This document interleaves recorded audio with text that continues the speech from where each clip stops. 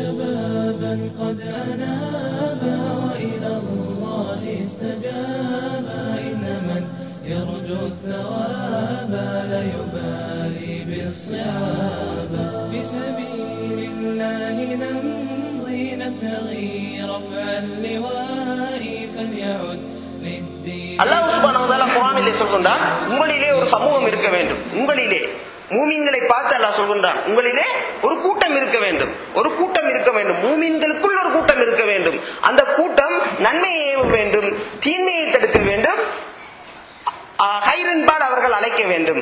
ஹைரண்டு சொல்வதற்கு தப்சீர்களிலே உலமாக்கள் சொல்வார்கள். எப்படி என்றால் முபஸ்ஸிரீன்கள் சொல்வார்கள், இஸ்லாத்தின்பால் அழைக்க வேண்டும், முழுமையாக கொம்ப்ரஹென்சிவா இஸ்லாத்தின்பால் அழைக்க வேண்டும், எல்லா நன்மையின்பாலும் அவர்களை அழைக்க வேண்டும், எல்லா தீமையிலிருந்தும் அவர்களை நீங்கள் தடை செய்ய வேண்டும்.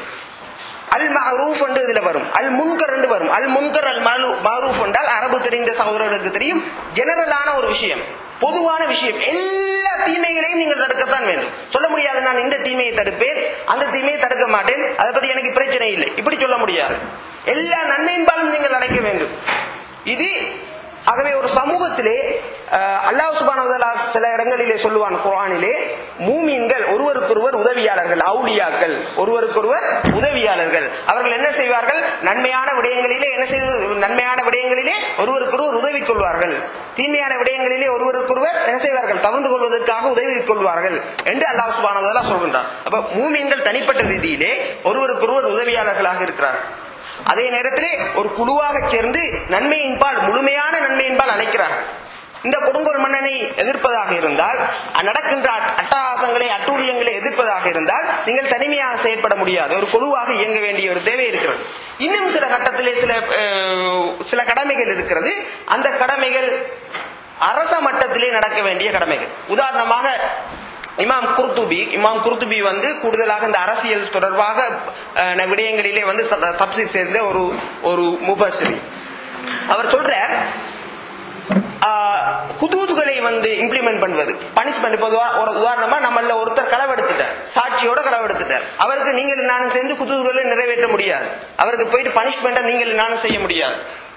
எங்களுக்கு தெரியும், களவெடுத்தவர் சாட்சியோட களவெடுக்கப்பட்டால், பட்டினி இல்லாத ஒரு காலகட்டத்திலே ஒருவர் களவெடுத்தால் அவரது கைகளை வெட்டுவதற்கு இஸ்லாத்திலே அனுமதி இருக்கிறது. மாத்திரமல்ல, அது கட்டாய கடமை, நீங்கள் செய்ய வேண்டும், அந்த பாவத்தை நீக்குவதற்காக, அந்த பாவத்துக்கு டிட்டரன்ஸ் ஆக.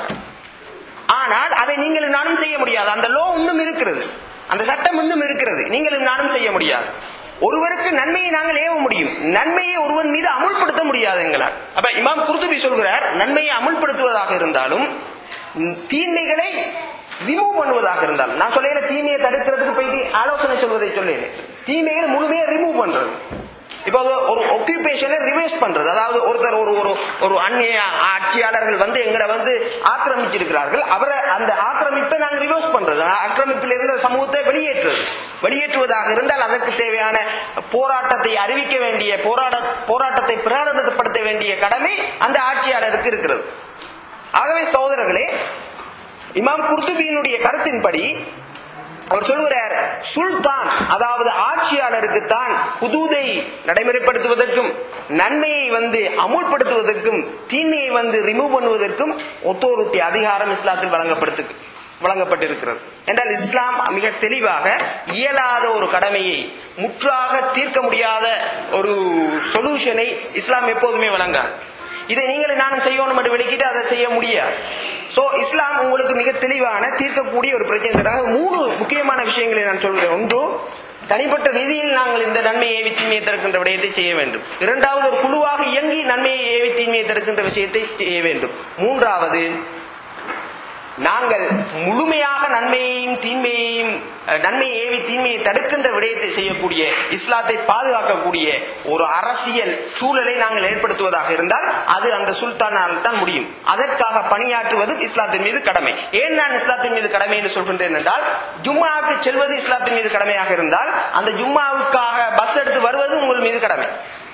உங்களுக்கு வழங்குது. அந்த பஸ்ல தான் நீங்க ஜும்மாக்கு போகணுமாக இருந்தா அந்த பஸ்ஸுக்காக நீங்க போயிட்டு அந்த ஸ்டாண்ட்ல நிக்கிறது உங்கள் மீது கடமை. சோ எது இஸ்லாத்தை முழுமையாக நடைமுறைப்படுத்துவதற்கும் இஸ்லாத்துக்கு எதிரான விடயங்களை முழுமையாக நீக்குவதற்கும் உங்களுக்கு எதன் ஊடாக உங்களால் செய்ய முடியுமோ, அது சுல்தானால தான் அதை உங்களால செய்ய முடியுமோ, அதை ஏற்படுத்துவது உங்கள் மீது கடமையாக இருக்கிறது. ஆகவே சகோதரர்களே, இது சம்பந்தமான தெளிவான விளக்கமும் தெளிவும் எங்களிடம் இருக்க வேண்டும். நன்மையை தீமையை தடுப்பது என்னும் பொழுது வெறுமனையே பொய் சொல்லுதல், புறம் பேசுதல், பெற்றோர்களுக்கு அநியாயம் செய்தல், ஆக்களை விரட்டுதல், அனாதைகளை விரட்டுதல் என்பதுடன் மாத்திரம் நன்மையை தீமையை தடுத்தல் என்ற விடயத்தை நாங்கள் குறுக்கிக் கொள்ளக்கூடாது. ஏன் நான் இதை திருப்பி திருப்பி சொல்கிறேன் என்றால், இதனுடன் மாத்திரம் குறுக்கப்பட்ட ஒரு சமுதாயமாக நாங்கள் பல காலங்கள் இருந்திருக்கிறோம். அதனால் நன்மையை தீமையை தடுத்தல் என்பது குஃபுரான அரசியலிலே வேலை செய்வதும் நன்மையை தீமையாக பார்க்கப்பட வேண்டிய ஒரு சூழல் இருக்கிறது. பலஸ்தீனத்தை வந்து யூதர்களுக்கு தாரை வார்த்து கொடுக்கிறது ஒரு தீமையாக இருக்கிறது. யூஎனுக்கு பின்னால் சென்று யூஎன் ரிசொல்யூஷனுக்கு பின்னால் சென்று இஸ்லாமிய பூமிகளை வந்து மற்றவர்களுக்கு அடகு வைப்பது ஒரு தீமையாக இருக்கிறது. முஸ்லிம்களுடைய சொத்துக்களையும் வளங்களையும் எரிவாயுக்களையும் நிலங்களையும் தனி உரிமையாக்கி சிலர்களிடம் மட்டும் அதனுடைய சொத்துக்களை முழு முஸ்லிம் உம்மத்திற்கும் சொத்தாக வரக்கூடிய, முழு முஸ்லிம் உம்மத்தினுடைய வாழ்வை மேம்படுத்தக்கூடிய அந்த பலங்களை எல்லாம் ஒரு சில தனி உரிமை கம்பெனிகளிடம் மாத்திரம் கொடுத்துவிட்டு இருப்பது வந்து மிகப்பெரிய தீமையாக இருக்கிறது. ஆகவே நாங்கள் தீமை என்று சொல்வது என்னவென்றால் முற்றுமுழுதான தீமை. ஆகவே முஸ்லிம்கள் வந்து முற்றுமுழுதான தீமைக்கு எதிராக வேலை செய்வது முஸ்லிம்கள் மீது கடமையாக இருக்கிறது. அதே மாதிரி நன்மை என்பால் நீங்கள் அழைப்பதாக இருந்தால் வெறுமனையே உண்மை பேசுங்கள், பெண்கள் அதாவது தாய் தகப்பனுக்கு பணிவிடை செய்யுங்கள் என்பதில் மாத்திரம் எங்களுடைய நன்மையான காரியங்கள் முடிந்து விடவில்லை.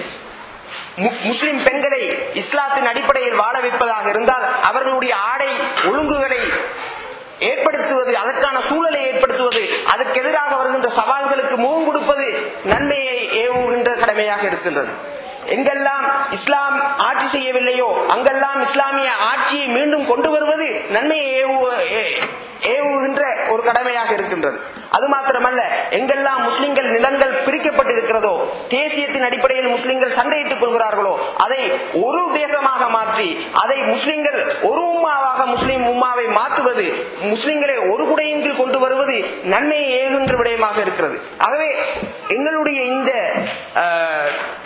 இந்த வியூவை, எங்களுடைய இந்த நோக்கை, இந்த பார்வையை ஒரு விரிந்த பார்வையாக வைத்து பார்க்க வேண்டியது எங்கள் எல்லோரும் மீதும் கடமையாக இருக்கிறது. ஆனால் பிரதர், பிரச்சனை எங்க ஆரம்பிக்கும் என்றால் நன்மை எது தீமை எதுங்கிறதை தீர்மானிக்கிறது. அதுக்கு எல்லாருக்கும் என்ன தேவை என்றால் நாலேஜ் தேவை. எது நன்மை எது தீமை, எது நல்லது எது கெட்டது. நாம நன்மை என்று நினைத்து ஒன்றின்பால் அழைப்போம். இது எங்கள் மக்களுக்கு இப்ப இன்ஷா அல்லாஹ் மஸ்லஹாங்கிற ஒரு டாபிக்கில் புர்ஹான் பேசும்பொழுது உங்களுக்கு விளங்கும். நாம நன்மை என்று ஒன்றின்பால் அழைப்போம், அது உண்மையாக முஸ்லிம் உம்மத்துக்கு தீமையாக இருந்துவிடும். நாங்கள் தீமை என்ற ஒரு விடயத்தை தடை செய்வோம், அது முஸ்லிம் உம்மத்துக்கு நன்மையாக இருந்துவிடும். ஒரு நேரத்திலே முஸ்லிம் உம்மத்தை பார்த்து அல்லாஹ் தஆலா சொல்கிறார், நீங்கள் ஜிஹாத் கடமையாக்கப்பட்ட நேரம் முஸ்லிம் உம்மத்தை பார்த்து சொல்கின்றான், நீங்கள் ஜிஹாதின்பால் அழைக்கப்பட்ட நேரம் சொல்கிறார், நீங்கள் ஒன்றை விரும்புவீர்கள், அது உங்களுக்கு கெட்டதாக இருக்கும். நீங்கள் ஒன்றை வெறுப்பீர்கள், அது உங்களுக்கு நல்லதாக இருக்கும். ஆகவே எங்களுக்கு தெரியாத விடயங்களிலே நாங்கள் நன்மையை ஏவி தீமையை செய்கின்ற வேலைகளை செய்ய முடியாது. அது ஒரு பெரிய ஃபித்னாவை ஏற்படுத்திவிடும். ஆகவே அது சம்பந்தமான அறிவினை பெறுவது எங்கள் மீது கடமையாக இருக்கிறது. எது நன்மை எது தீமை, எது எல்லாம் எங்களுடைய உம்மத்தை வாழ வைக்கும், எங்களுடைய சமூகத்தை வாழ வைக்கும், எங்களுடைய ஈமானை பாதுகாக்கும் என்பதை விளங்கிக் கொள்வது எங்கள் மீது இருக்கின்ற மிகப்பெரிய கடமை. என்னுடைய உரை அரை மணித்தியார நேரத்துக்குள் முடித்துக் கொள்ள வேண்டிய உரை என்பதனால் ஒரு முக்கியமான விடயங்களை மாத்திரம் நான் தொட்டுச் செல்லலாம் என்று நினைக்கிறேன்.